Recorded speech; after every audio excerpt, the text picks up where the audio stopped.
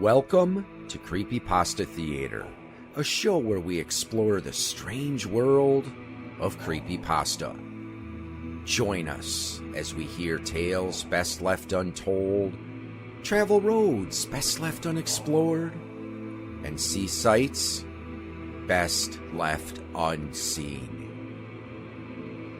Today's story, Black Friday TV. Written by Spookyboorhodes. This story can be found on creepypasta.wikia.com and is protected by Creative Commons license.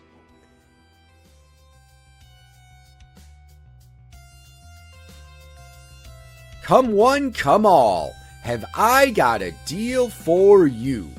It's Black Friday today, and that, my friend, means you can swipe away any of the crumbs you have left after Thanksgiving to buy last year's items at rock-bottom prices. But I'm not selling anything tangible. I'm not selling TVs, air fryers, stereos, or even bedding. I'm selling your souls.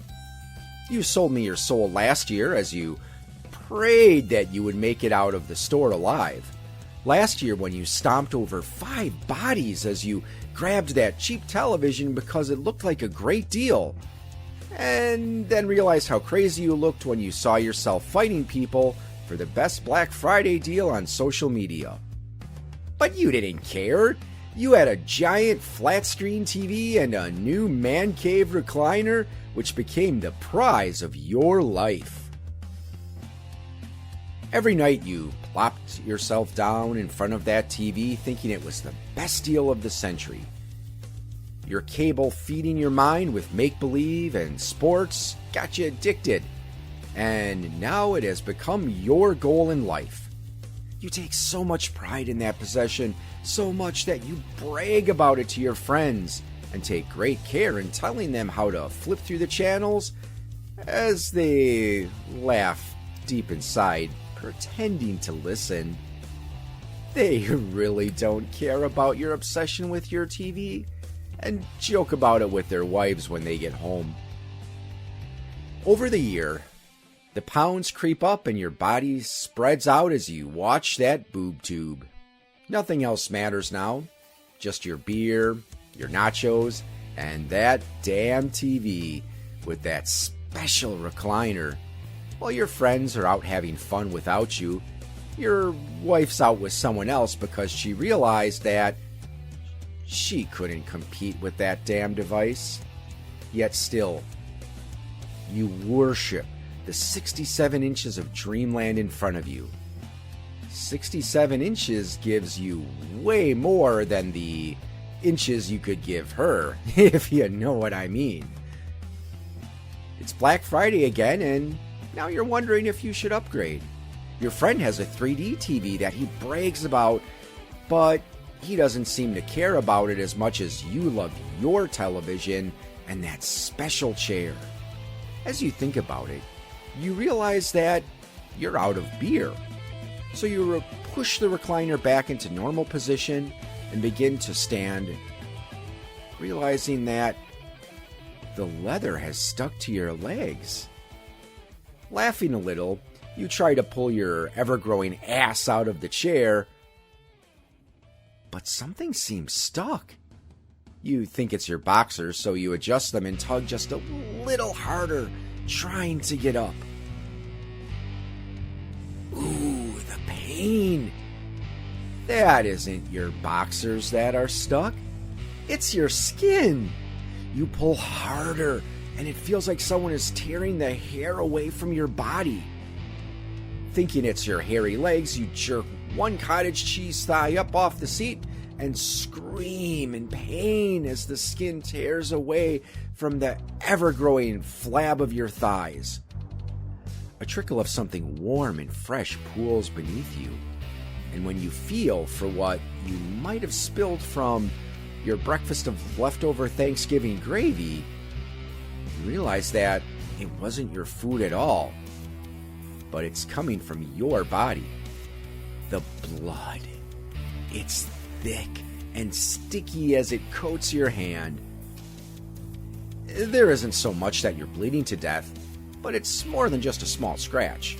As you try to get up from your beloved chair, you realize that you're infused to it, sewn to the chair you love so much. Thinking back in a fury of pain, you wonder if you had fallen asleep while watching TV. Perhaps someone came in to rob the place and sewn you to the chair? That sounds ludicrous. Or maybe your wife was taking revenge and glued you to the chair. That must be it. That bitch. She poured some glue down while you slept because she hates you.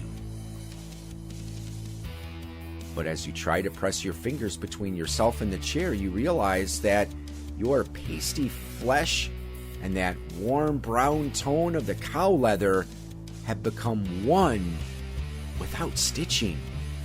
Your fingers probe all along the outsides of your legs and between your thighs, and you realize everything, and I mean everything, is suddenly merged with the smooth brown leather. The pain grows as you rock yourself back and forth, trying to work your body out of the recliner. But it's no use because your skin is infused with the leather as if it were your own. It tears just a little and you feel your skin rip down the side, causing you to attempt a stifled cry, but nothing comes from between your lips, for they too have become blended together. You try hard to open your mouth to scream, and the molted brown leather from the chair tears open just a little bit, but it snaps shut faster than you can purge the air from your lungs. You can feel your arms sinking into the sides of the armchair and your body melting inside. It feels like you're suffocating because you can't take a breath. The harder you try to breathe, the more frustrating it becomes until you feel yourself panicking. Anxiety kicks in, and you know you're going to die. Tears trickle down your cheeks as the lack of oxygen burns your veins. And then, nothing. You realize that you no longer need to breathe. Sitting there in the living room, you look around using the only mobile parts of your body, your eyes. Your dog sniffs at you, whimpers, and then sits by the door waiting for you to let him out, but you are unable to even move or let him know you're there. At least the TV is still on and you can watch a movie while you figure out what is happening. You watch until you fall asleep in the unusual warmth of leather. The smell of fresh urine stings your nose and awakens you from the brief slumber you were attempting. It was all a dream, your mind screams, and your body jerks for a moment. The dog pissing on what used to be your leg suddenly yelps and begins to bark in alarm. "Biscuit, what are you barking at?" Your wife walks quickly through the room, grabbing a cup of coffee from the machine, and stops to look around. "Ray," she calls out, "are you here?" She checks the bathroom and outside. Then she looks at the chair in confusion and all around the room.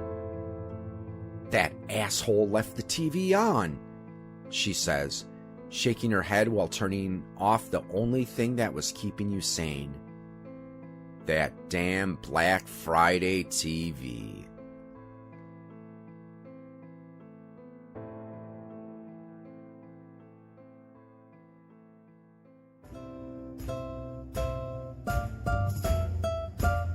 You have been listening to a presentation of Point of Insanity Game Studio. Visit us on the web at www.poigamestudio.com. Follow me on most social media sites at POI Game Studio. and check out my music channel on YouTube at Al Seeger Music.